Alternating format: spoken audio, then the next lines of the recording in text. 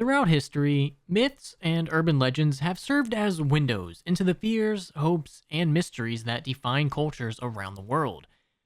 But in Japan, a country steeped in rich folklore and ancient beliefs, some stories have taken on an eerie life of their own. These dark myths and urban legends have both captivated and unsettled those who dare explore their origins. Among those dark urban legends are three that stand out for their terrifying reputations: Tomino's Hell, Muroka Castle, and the very infamous Cursed Kleenex commercial.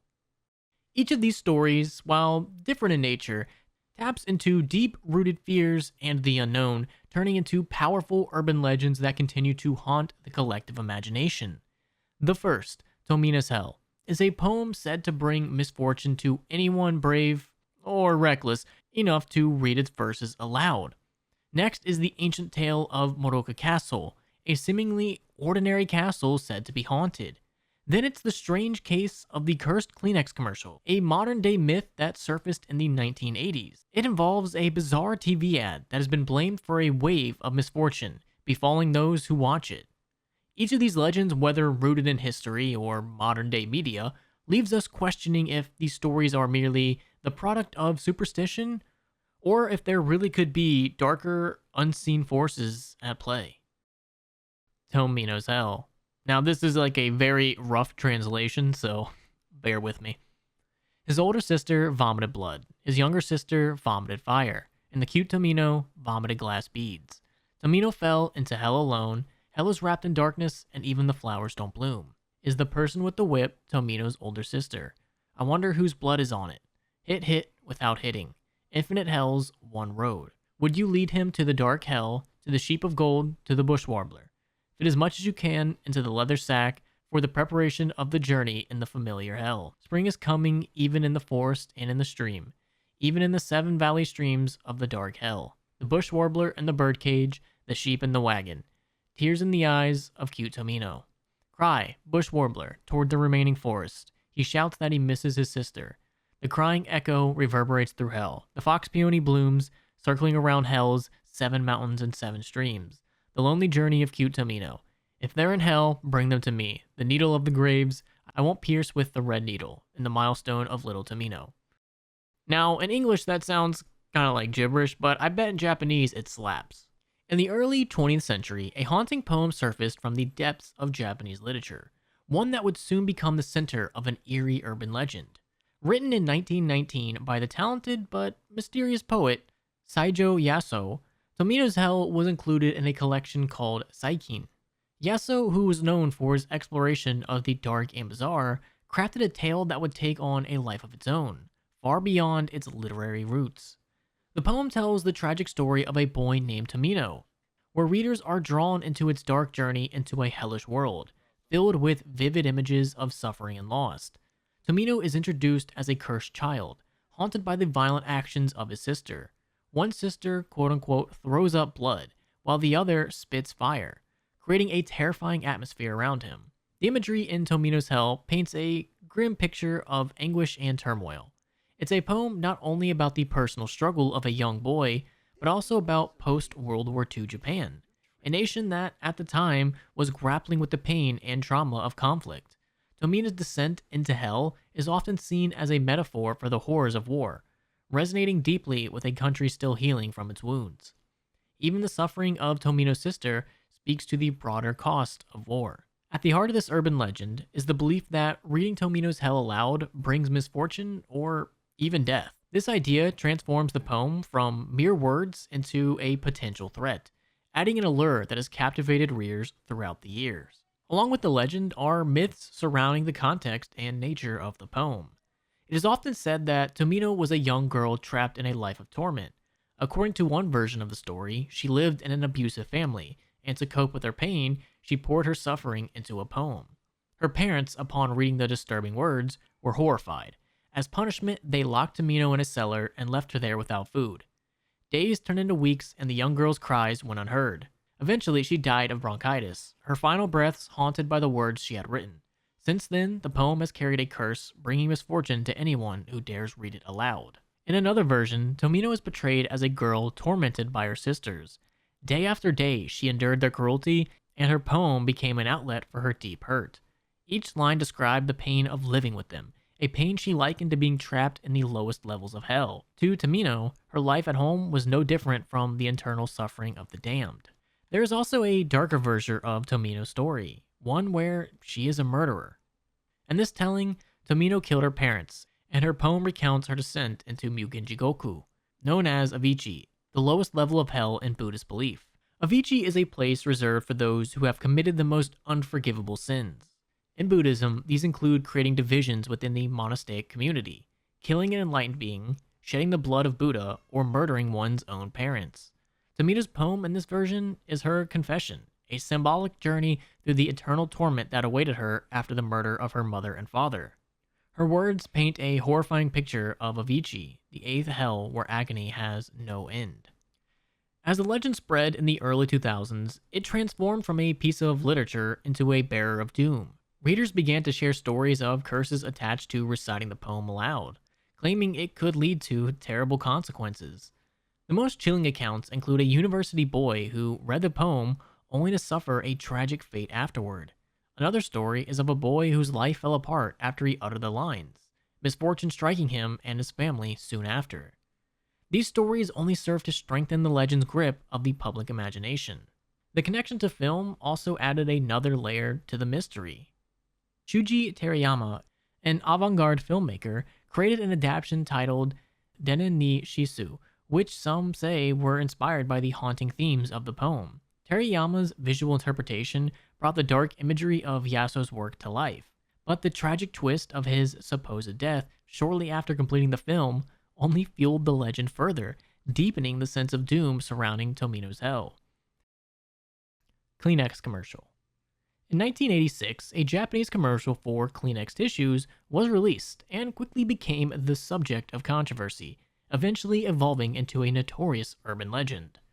The advertisement featured the famous actress Keiko Matsuzaka, dressed in a flowing white gown, sitting beside a young child costumed as a red oni, a demon-like figure from Japanese folklore.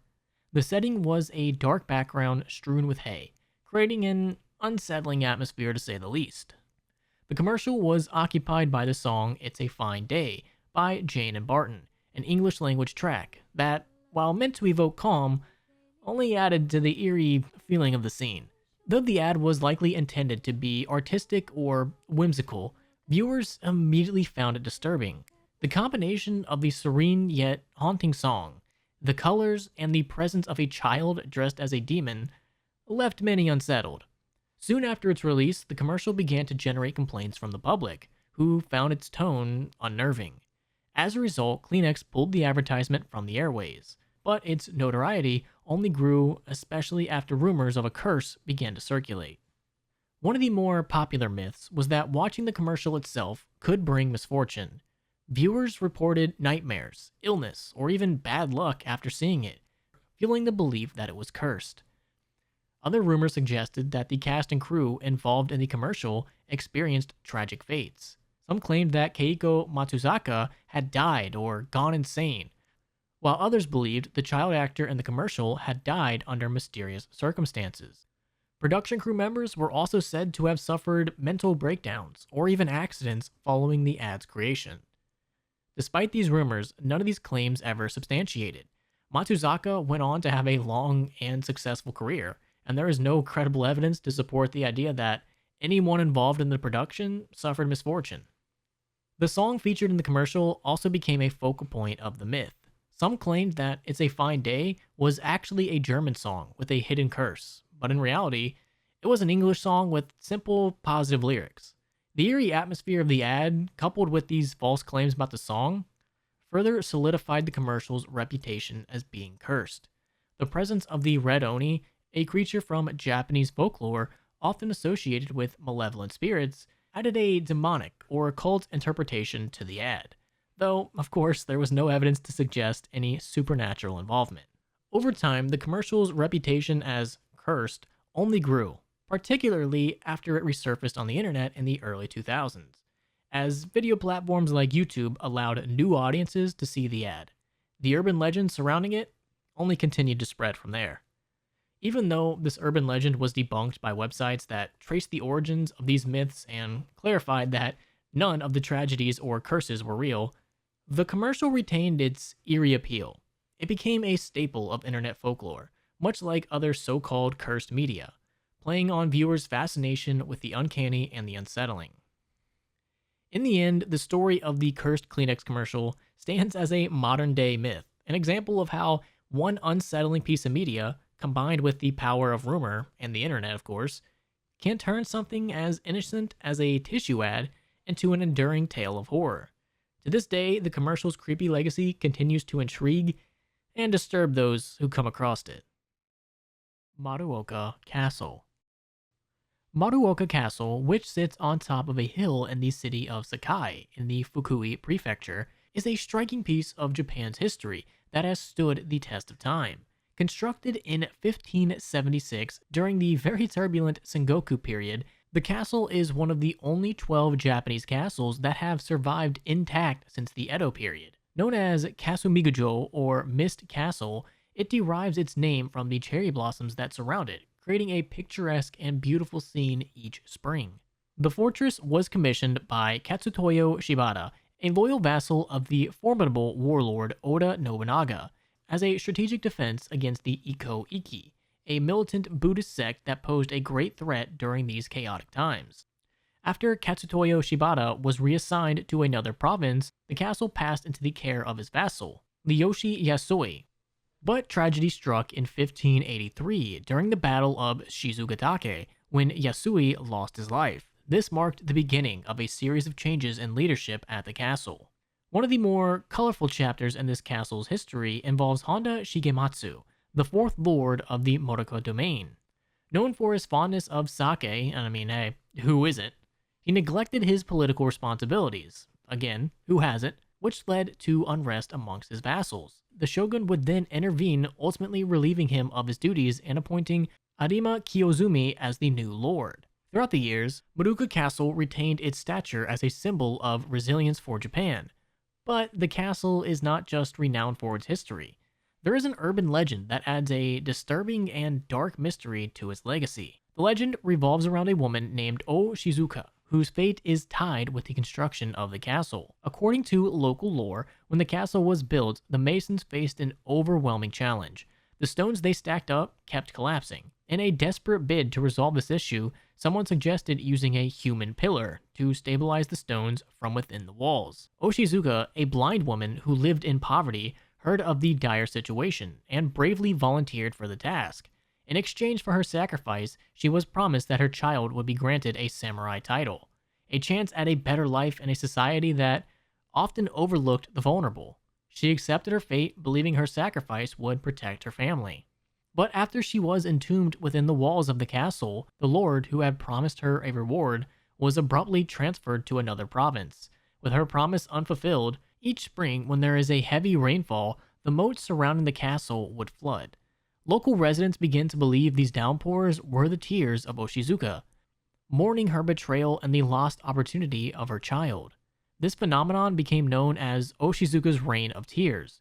To honor her memory, a shrine was established nearby, where locals would come to pay their respects and seek forgiveness for the injustice done to her. Today, Maruoka Castle stands as a proud relic of Japan's past, inviting visitors to explore its rich history.